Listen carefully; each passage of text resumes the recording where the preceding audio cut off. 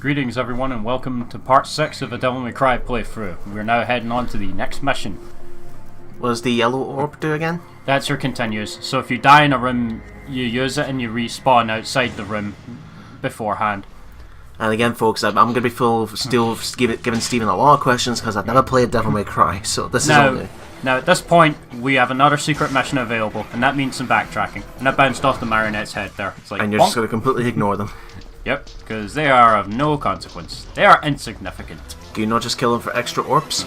Well, if you want, but no, they're insignificant. Well, these guys are certainly insignificant. Just avoid them as well. Because I'm not blocked by a door that wants me to fucking pay 200 red orbs. Please deposit 2 Republic credits. No, one of my favorite examples of like the characters having to pay money is like Ratchet and Clank 2. Like, for the first Ratchet and Clank, you're constantly buying stuff and that, and then the second one, even a computer charges you. Speaking of Republic credits, take it away, Colin. Republic credits are no good out here. I need something more real. And now, we have another secret mission here. This only becomes available at the start of this mission. By the way, you have to dodge as soon as you get control back here, and this is delayed. Oh, if you do not dodge that, the very frame you get control back of Dante, you will take damage. This game likes to be really dickish with the fucking cutscene attacks. And this is the only game that does this, or is this a No, trend? yeah, this is the only game that does it, thank fuck. Because I hate that shit.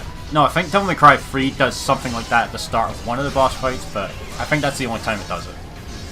But yeah, again, we have to fight multiple shadows at once. But thankfully, since we have quite a few upgrades to our Devil Trigger and health, it's not nearly as a pain in the ass as it was at the fucking castle where I had to fight 3 at once. Because that's the only time in the game I had to use an item in this playthrough. But again, all you need to do is like take them out one by one. Because you said multiple times that these guys aren't an issue if they're just one of them. Yeah.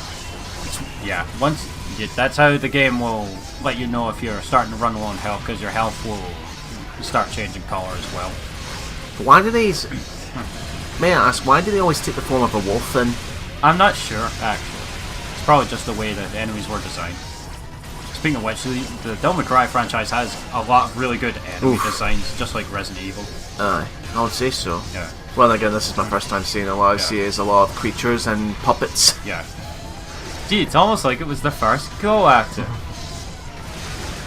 Like, where are the strings for the puppets? Super net. Well, you actually do see one of their attacks actually they'll screech really loudly, which will create a shockwave next to them. If you get immobilized in that, Dante's strung up with puppet strings temporarily, and you have to break free of it.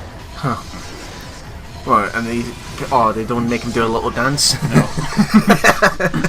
He has strung up like a puppet, though it's kind of funny. With that, we have another full blue orb. Ever closer to the max health. That face. Yeah, Andrew gets enjoyment out of other beings' sufferings. Like that blue, the faces on the orbs are quite clearly in agony, and he's just laughing at them. Why is Trish in the results screen for the secret mission know. where she's done fuck all? Yeah. Trish would actually become playable in Devil May Cry the last 2. time we saw Trish, if I remember, was the opening cutscene. Yeah. And like just surveying Dante, like defeating Phantom and that, but other than that she's doing fuck all. Those are ow. Wherever you're going. I'll let you off this one time. Because you are not important. And here's the puppets. Yep. Yeah, you see. Yeah, I saw this. I can see the strings, yeah. But they're not always there. But who's controlling them?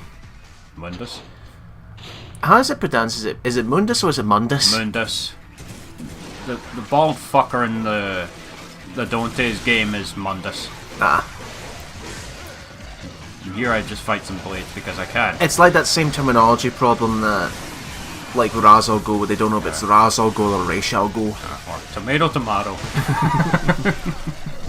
Now this blade, the bigger blade there, has a little bit more health, and I think it deals a little bit more damage. Other than that, though, it's the same general sort of strategies. Speaking of Raz Al Ghul, imagine if because he's also called a Demon's Head, imagine he made a cameo in a Devil May Cry game and he was a boss fight. Now the blades do have an instant kill attack, but they only get access to it when your health is like very critical. When you're like last sliver of health, they'll do a somersault, a backward somersault, and then charge forward and impale you with a claw. If that hits you, you'll get a kind of Resident Evil style death scene where it impales you and then stabs you again. Ooh. And you have to get that for one of the entry notes in the files. So you do need to die at least twice. Wait, what? Twice? You're saying? Because they also have a spinning attack that it's instant kill as well, under the water, which you only get if you're on a sliver of health. Like red, very dark red.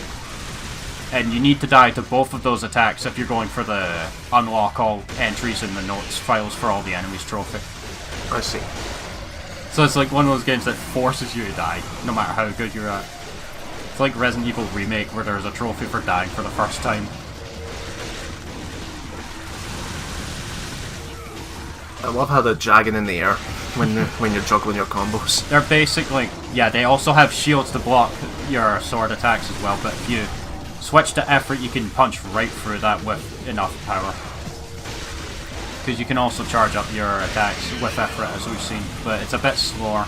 So it may or may not be the optimal weapon to use, depending on how you're fighting these things. Like, if you're fighting them out in the open here, it's kind of hard to hit them with effort. Okay. As you can see, it's just darting around. Just trying to I'm trying to hit it ahead of time, but it's really hard to catch, so I just switch back to Alistair. So in terms of different weapons, again, it's only the sword and the fists? Yeah. We'll get different variants of a sword, like weaker or stronger variants, but that's about it. They all handle the same way as the original sword you get at the start of the game does.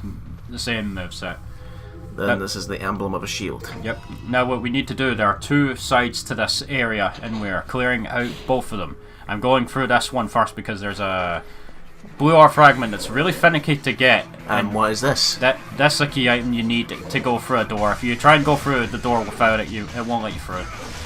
But it's really easy to get. You can't miss it. Literally, because you need it to progress. And at this point, all the fetishes and the marionettes are just nothing. Well, whatever this key item is, it's obviously a source of light. A torch. Aye. Kind of a torch. It's essentially a demonic light. I think it's like a material that was taken from the demon world and then grew to gain torch-like capabilities. Going here for gold orb. No, yellow orb. What? Gold orbs? Those are in Devil May Cry 3.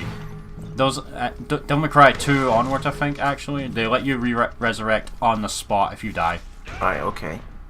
But they will significantly lower your mission rank. So they're like the heart mechanics in Revelations 2 raid mode if you die. If you die. Yeah, and you don't, and that doesn't move you while the cutscene's playing. And I don't know how I missed that there. I was wondering if I was going to get hit can by imagine that. if it did, and then as a casual trap it went the opposite way and forced you into the spikes while those were playing. Now, did we see this before earlier, or? Well, you said this is a recharge station. Yeah, we must have seen it before then. But I think that's like one of the only few places in the game where you can get free Devil Trigger without fighting enemies. Now, what you need to do here, and you're just going to completely ignore that. You have to jump. You have to jump up to that ledge in a specific spot before you get this key item coming up, or you will miss this blue orb fragment. So, there's no way to know about it without a guide, so it's very, very easy to miss. Why are you spinning in circles? Waiting for the red orbs to drop. Hey, I might as well do something funny. It's like taunting in Resident Evil 5. True.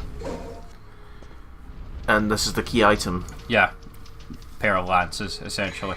And we're using this to unlock the main door to the next boss, but we're not going there quite yet. That's another missed opportunity, I think, because you see all these and you think, why can't we use them as weapons? Well, I think you'd want to play Monster Hunter World instead. Which I just started, by the way. That's an awesome game.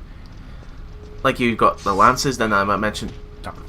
Good job. I didn't think that was going to be out there like that. As I was saying, that like you got a pair of lances, and then early on I said you stole Aquaman's trident. So yeah, just to use as a key item. What's stopping from using them as like finisher moves or something like that? I'm not sure. It would serve the items more purpose than just being a key item. for the type of game this is. Yeah, you wish you had more options, but you only have the options available to.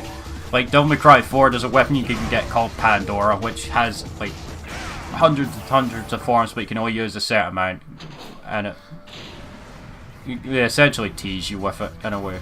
Oh, is this the scythe versions of them again? It's nighttime. Don't tell me you're going to turn into a werehog. No. What a horrible night to have a curse. Oh, Castlevania 2. Simon's Quest. Every time it went to nighttime, it would stop the gameplay and it would say that. And the shops weren't open at night either. You had to wait until it was daytime. Exactly, but the enemies take harder to kill, but they drop more hearts to compensate. It's a double-edged sword though, because if you died and got game over, you lost all your hearts, but you would respawn on the spot. Castlevania 2 is impossible to complete without a guide. Like, there's so much shit that game does not tell you. You need a guide. This is if you went in here first, you would get the torch-like item in here instead. Okay. And what are these? Are these another are variation of the fetishes. The stronger versions of the marionettes. Right. They can breathe fire at you. So let me guess, the torch makes them weak? No, the torch is just literally that, a torch. Oh, okay. So there's no enemies that are blinded by the light or anything like that? Now go in here for your next blower fragment. There's actually a pretty missable amount of... See that little vase there? Mm-hmm. 1,000 orbs. Wow. And there's a holy water right there as well. A screen nuke. Oh, Yeah. can you imagine if you destroyed that and then one of those axes just happened to land on Dante's head? No, that'd be too realistic and unfair. Now here I am going back to the God of Time to buy something. Welcome to Quickie Mart with devils only. Thank you, come again. Yeah, I think I was just checking how much the next blue orb was, because I do go for maximum health on this playthrough. Can you only buy a certain amount of blue orbs from the shop, or can you buy as many only a as you want? certain amount. If you're going for max health, you must find all of the blue orb fragments and complete all the secret missions. Right. The purple orbs, on the other hand, you can only get at the shop, and they get really expensive when it's like the last few you have to buy. And you're not even caring about these guys, aren't you? Not until I get my Devil Trigger, where the air raid just completely wrecks them. Because they can be pretty annoying to deal with, because they'll deflect your attacks more often than the Sand Scissors. Right, okay. Now if you land in that down there, you'll start taking damage, as I... This is poison? Yeah. It doesn't... we have no poison stats like Resident Evil to worry about. It just does progressive damage. And this is the Nightmare Beta. This is the last firearm you would get in the game. It fires a bunch of lasers all over the place, but it uses up your Devil Trigger. What, lasers? Yeah. I only show it off for the next fight we're going to do in that set. Okay, this was definitely Resident Evil 4 in development status, because you also get a laser in that gun. game. You have to beat the game on professional to get that though. But that when you get that laser, it wrecks everything, even bosses. Yeah, you can either blind every enemy that's like within a few feet of you, or if you charge it up fully, you just straight up nuke whatever it gets hit by. It's the most broken weapon in the game. Yeah. And I imagine it's the same here for this one, with the Nightmare Beta. No. Again, it uses up your Devil Trigger, so... Ah. Like, the more Devil Trigger runes you have, the more lasers you fire at once, and they bounce all over the place, like a ricochet effect. So because you've got 6 symbols up there, you can only fire 6 times. I'm not sure if that's exactly how it works, but the more Devil Trigger runes you use for it, the more shots you'll use. I don't know if it's a set amount, but... Again, I prefer just using the Devil Trigger on its own to nuke the enemies. Okay, that's fair enough. Kinda looks like a gauntlet, though. Yeah. And spoiler warning, this will not work on a later boss we'll fight as well. Teleportation, yeah! Yay. You have to get this ahead of time, or you can get it during the boss fight, but it's pretty finicky to get it otherwise. But so you want to grab it now. Are we heading to a boss fight? Yep. Go up to the top here, blue orb fragment. Now head into the middle here. I can hear someone speaking to me from inside my mind. Offer a sacrifice to the Colosseum. The Wheel of Destiny. I smell a sacrifice. It's the bird, isn't it? Yep. Griffon. Fucking hell. I smell a sacrifice. So we have to sacrifice the bird. Yep. Hey, he's on our way, so fuck him. Now, you hold square to fire to charge up and fire the Nightmare Beta. as you can see, It bounces all over the place. and it gets you up to stylish rank really quickly. I tried using it a couple more times, but then after a little bit, I'm like, fuck this. No, I switch back to the Ebony and Ivory. Because they auto-aim, don't they? Yeah, everything is auto-aim. As long as the enemy doesn't jump out the fucking way. Because Ebony and Ivory is your best weapon to use against this guy. Because it builds up your double trigger really quickly. Okay. As you can see at the top left, look at Yeah, how I see quickly that. I just got that back. Aye. Now, at a certain point in the fight, you will have to like jump up towards Griffon and shoot him out of the sky. Well, that's kind of the downside for the boss, isn't it? He creates platforms for you. Yeah.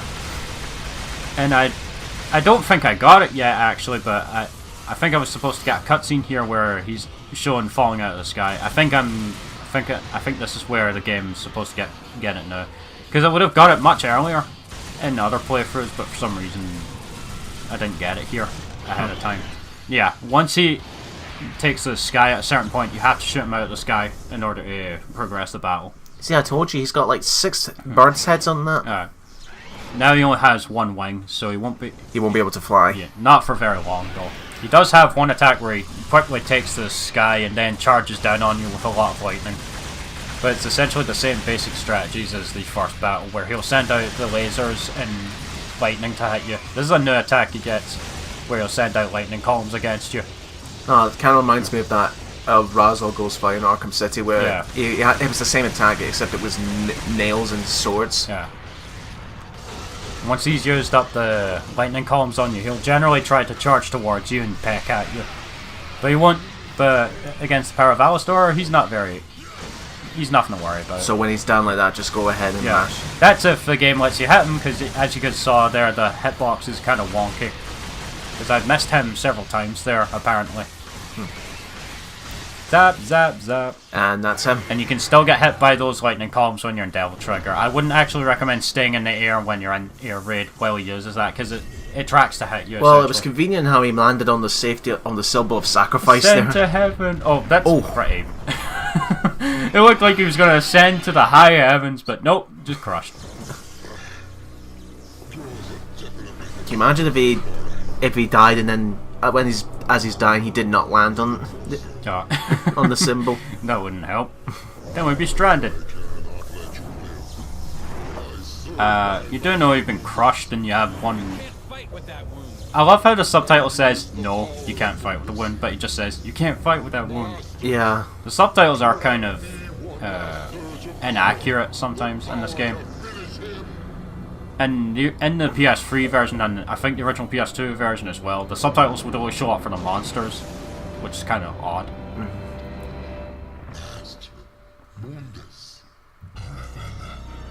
So this is Mundus. Yeah.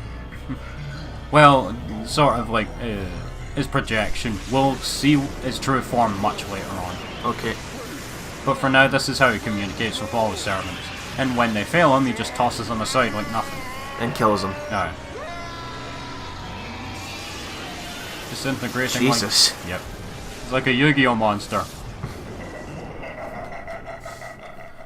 Of course he's evil. He has to have him an evil laughter. Does he have a beard as well? Because that's the rule of thumb. They have a beard, they're evil. And that medallion. Hi, Trash. Where were you? Where were you, you fucking bitch? Oh yeah, doing fuck all. You beat him. Maybe it was too easy for you. You could have helped. His heinous ways make me sick, killing even his own, like they were nothing. He's the one that took the life. Come on, Hen, can you at least do something this time? You see to be caring a lot about me. My mother used to Nope. always tell me that. No, I'll just stand back here and let you do all of it. You're no help whatsoever. Why did I tag along this journey with you? Well, she's the one that asked us to come here in the first place. Aye, she asked us to come here, but you would think that the person would who actually asks, she would actually help. But no, she's doing fuck all. And now she's doing it again. Yeah, just disappearing. Only by saying two lines of dialogue, and then she's gone. Trish would actually be playable in Devil May Cry 2 upon beating the game. And which is actually one of that game's few saving graces, because her combat style is actually the same movesets from this game. But it's kind of an insult if you think about it, that's like the last thing you unlock. Yeah. But at least it actually makes that game playable. And sort of fun in a way. Well, you got a B rank for that boss, Yep, so we not spent a bad. long time here. But we are on to bigger adventures now. With that, we will see you in the next part, folks.